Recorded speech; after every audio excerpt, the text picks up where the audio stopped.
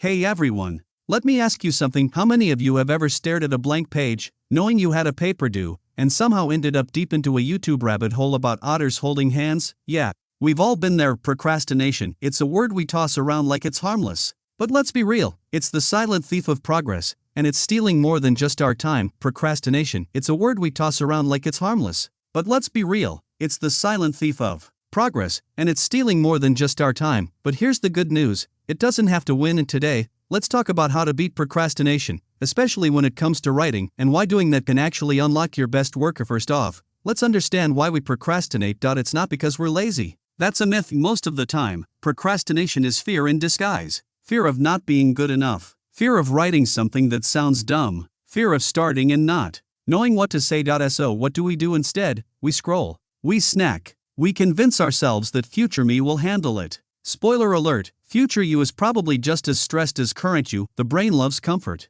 And writing, especially at the beginning, is not comfortable. It's messy, vulnerable, and often frustrating, but that discomfort? That's the exact place where growth begins. Here's the secret no one tells you, you don't have to write well to write. You just have to start. Writing is not about waiting for inspiration to strike like lightning, it's about building a storm of words and then shaping them into something meaningful. You don't need the perfect sentence. You need a first sentence, because once you start, even with a bad draft, you move from fear to flow. And remember, no one writes a masterpiece on the first try. Not Shakespeare. Not J.K. Rowling. Not your professor. Writing well is rewriting. So if you're staring at a blank page, lower the bar. Write something. Anything. Give yourself permission to write badly, because bad writing is the first step to great writing. Let's get practical. Here are 3 quick tools to help you stop procrastinating and start writing. 1. The 5-minute rule. Tell yourself, I'll write for just 5 minutes. That's it. Most of the time, starting is the hardest part. Once you begin, you'll likely keep going.